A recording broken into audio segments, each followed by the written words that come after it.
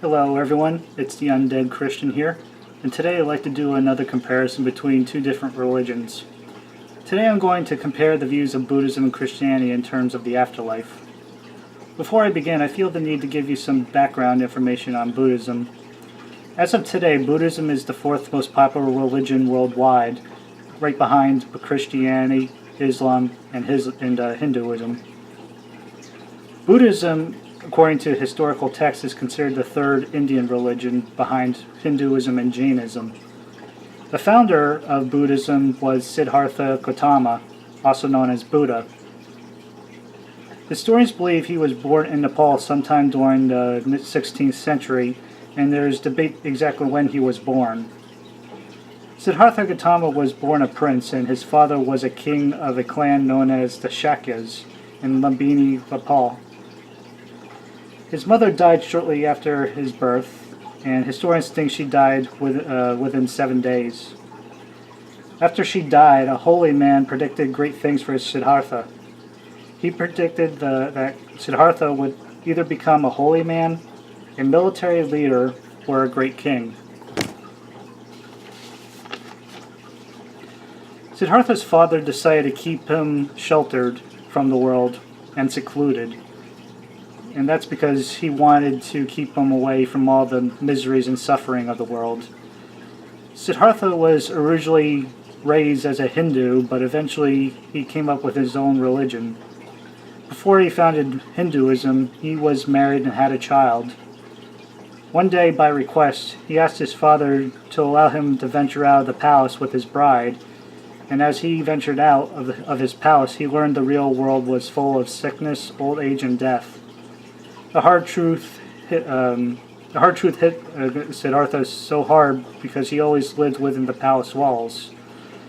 On separate occasions, he came across an old man, a dead man, and a sage, and after he came across these people, he became eager to learn the fundamental truths of life. He learned all of man dies, they get sick, and old age catches up with all of them. Siddhartha believed that renouncing the world of possessions is the best way of attaining peace and salvation.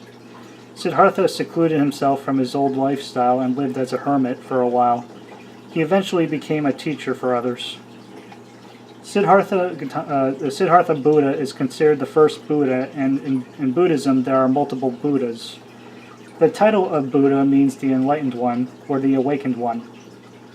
In Buddhism there are concepts of nirvana. In nirvana there are 4 concepts, which are stream enterer, once returner, non-returner, and arahant. These are known as the 4 planes of liberation, or the 4 stages of attainment. In Buddhism, nirvana is a place of eternal bliss, or ultimate happiness. Buddhists believe it's very hard to attain nirvana, hence they believe it generally takes multiple rebirths to get everything correct. In other words, Buddhists believe in reincarnation. It is believed by Buddhists that anyone can attain nirvana, but requires a lot of sacrifice.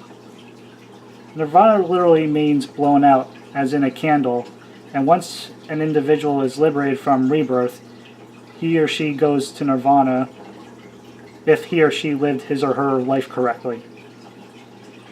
A Buddhist's goal is to get to nirvana, which they'll suffer no more and remain in that state forever.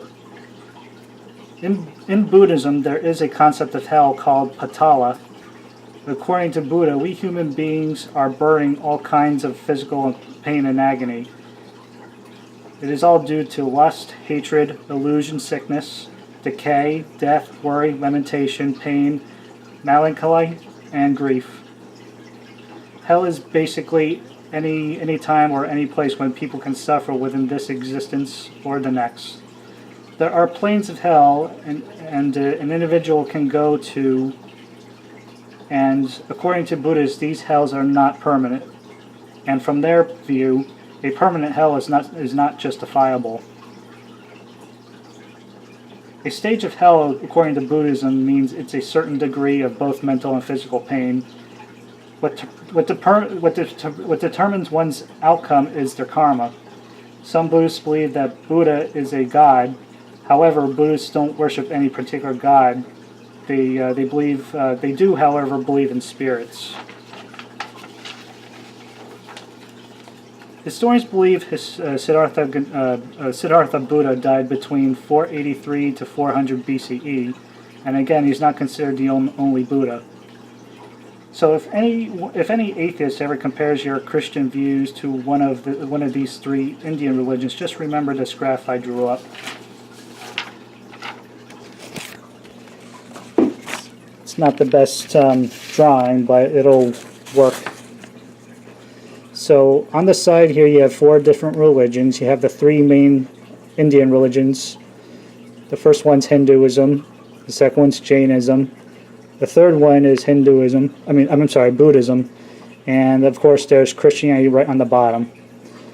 On the top there are the concepts of heaven, hell, and reincarnation. So let's review again. In Hinduism there are views of heaven, which they also call nirvana. They also believe in hell, which they call naraka, and there's reincarnation. In Jainism, there's also a view of heaven or nirvana.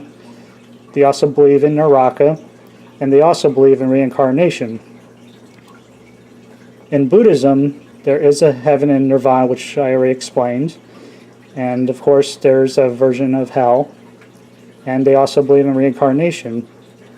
So basically, even though these three Indian religions are pretty similar, they also are different. But they all seem to have the same, basically the same ideals of the afterlife.